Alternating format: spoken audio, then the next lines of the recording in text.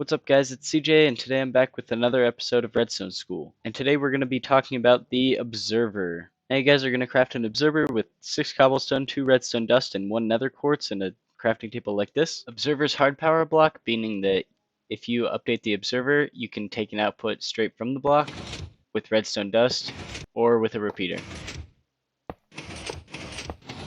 Now the observer is a transparent block, so you can see the redstone dust is going to travel through it, and this works with any type of transparent blocks. We'll go over that in future videos. Now an observer is going to detect block updates, so you can see here when I put a block in front of it or anything, it's going to activate the piston. Same thing when I remove the block.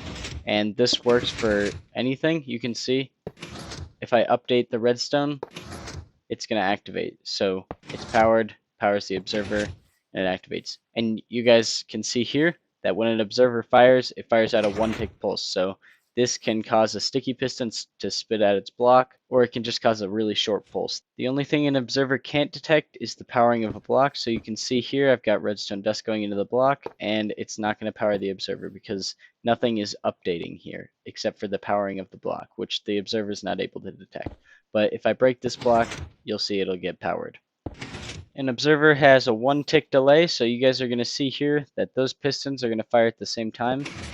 Even though the repeater is keeping it out, the pistons are still firing at the same time. So you can see this repeater is on 1 tick of delay, and the observer pushes the piston out at the same time that the repeater does.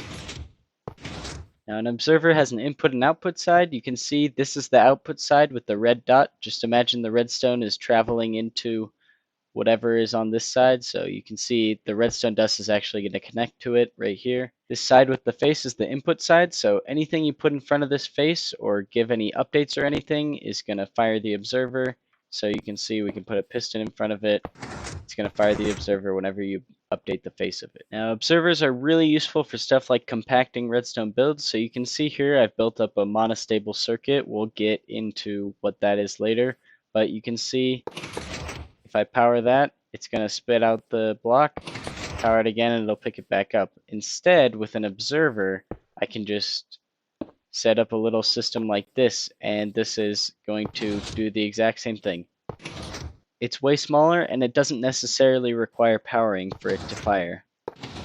All in all, observers are super useful, and you're going to use them in pretty much all of your redstone builds in the future, just because they're so useful for compacting things. If you found this video helpful, hit the like, make sure you subscribe. This has been Seajayfour, and I will see you later.